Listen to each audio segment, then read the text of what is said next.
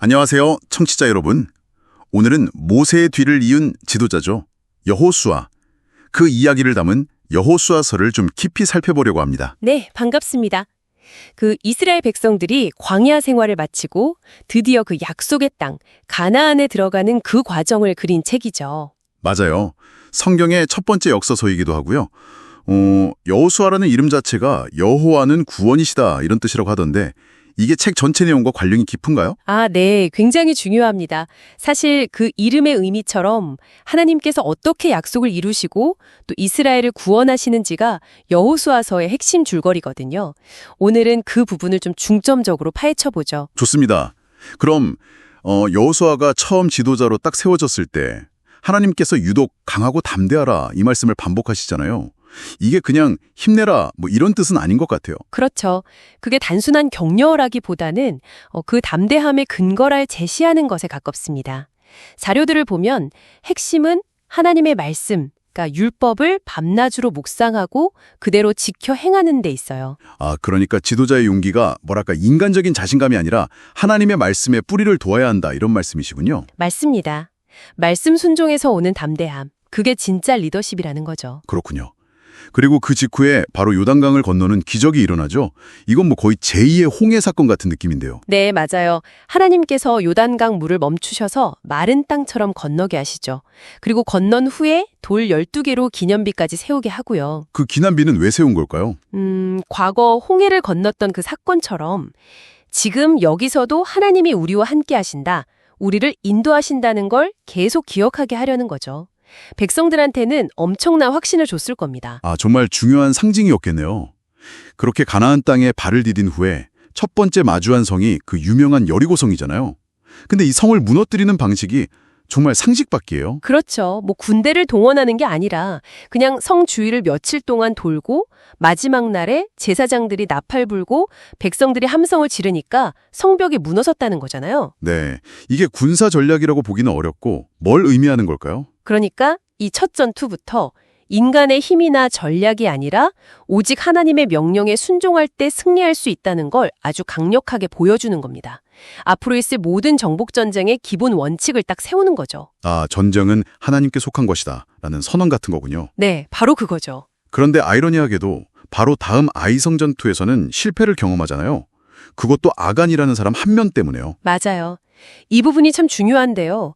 여리고성에서는 전리품을 하나도 갖지 말라고 하셨는데 아간이 몰래 숨겼거든요. 그 한 사람의 죄 때문에 전쟁에서 지다니 좀 충격적인데요. 네, 이게 뭘 보여주냐면 개인의 불순종과 탐욕이 그냥 개인의 문제로 끝나는 게 아니라 공동체 전체의 거룩함에 영향을 미치고 결국 하나님의 도우심을 막을 수도 있다는 걸 보여줘요.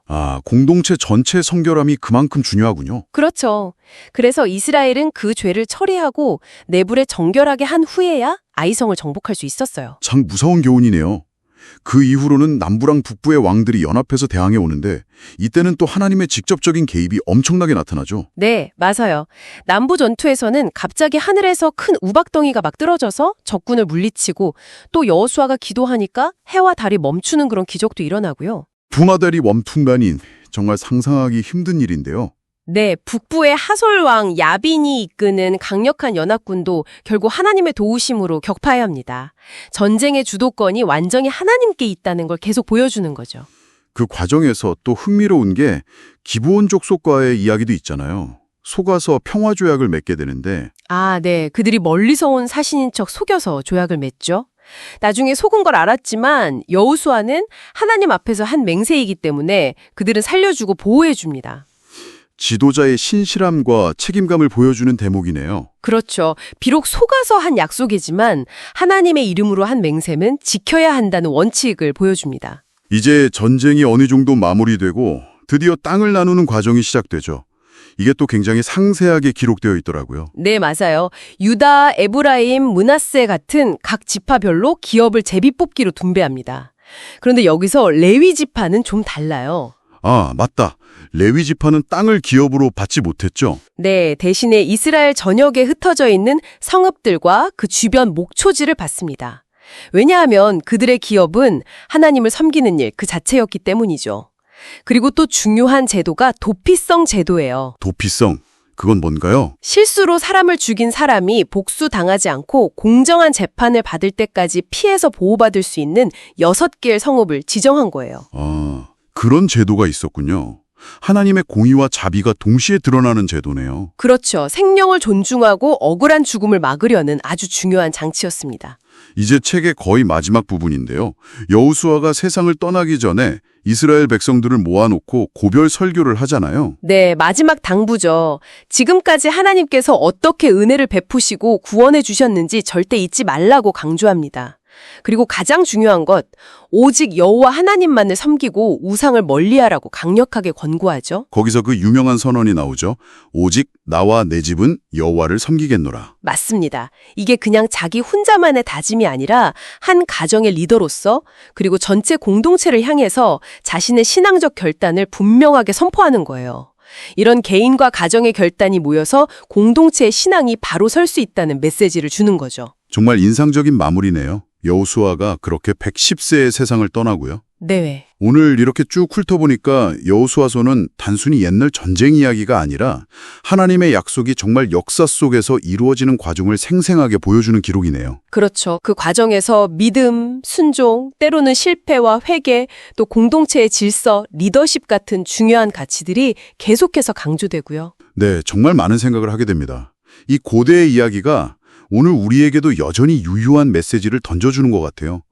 하나님의 약속은 반드시 이루어진다는 것, 그리고 그 과정에서 우리의 믿음과 순종이 참 중요하다는 것 말이죠. 맞습니다. 시대를 초월하는 진리죠. 청취자 여러분께 마지막으로 한번 여쭤보고 싶어요. 오늘날 여러분의 삶에서 하나님이 약속하신 가나안 땅은 무엇이라고 생각하시나요? 어쩌면 직장, 가정 혹은 내면의 어떤 성취일 수도 있겠죠. 그리고 그 약속의 땅을 향해 나아가는 여정에서 나는 어떤 믿음과 순종을 요구받고 있다고 느끼시는지요? 그리고 어쩌면 그 약속이 예리고성이 무너지듯 정말 우리의 상식이나 기대를 뛰어넘는 방식으로 이루어질 수도 있다는 가능성도 한번 생각해 보시면 좋겠습니다. 네, 정말 좋은 질문이네요. 오늘 여호수아서를 통해 주신 메시지들을 각자의 삶에 비추어 깊이 생각해 보는 시간이 되시길 바랍니다.